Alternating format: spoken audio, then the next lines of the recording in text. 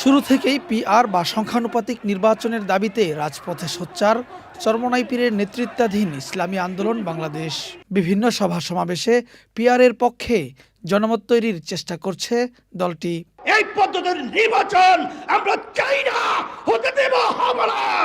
বিচার ও সংস্কারের আগেই সরকারের পক্ষ থেকে নির্বাচনের ঘোষণা দেওয়ায় সংস্কারের উদ্যোগ হুমকিতে পড়েছে বলে মনে করেন দলের এই সিনিয়র যুগ্ম মহাসচিব।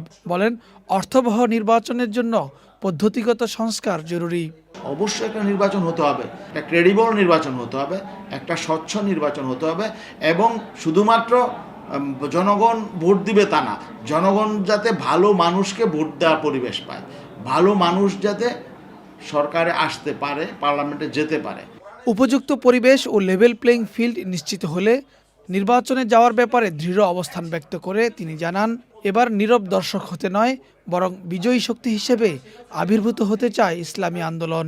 সেটা পরিবেশের উপর নির্ভর করবে। নির্বাচনে যাব কি যাব না, এখন আমরা তো নির্বাচনে সাক্ষী গোপাল হওয়ার জন্য যাব না, একটা প্রহসনের নির্বাচনে সাক্ষী হওয়ার জন্য তো আমরা যাব না। ইসলামের পক্ষে এক বাক্সে ভোট নীতিতে ধর্মভিত্তিক দলগুলোর মধ্যে পারস্পরিক সমঝোতা ও বোঝাপড়ার চেষ্টা চলছে বলেও জানান দলের এই নীতি নির্ধারক। নির্বাচন তো করবই, তবে নির্বাচনটা আমরা যেন তেন নির্বাচন আমরা হতে দিব না, এটা হইলো আমাদের পরিষ্কার কথা।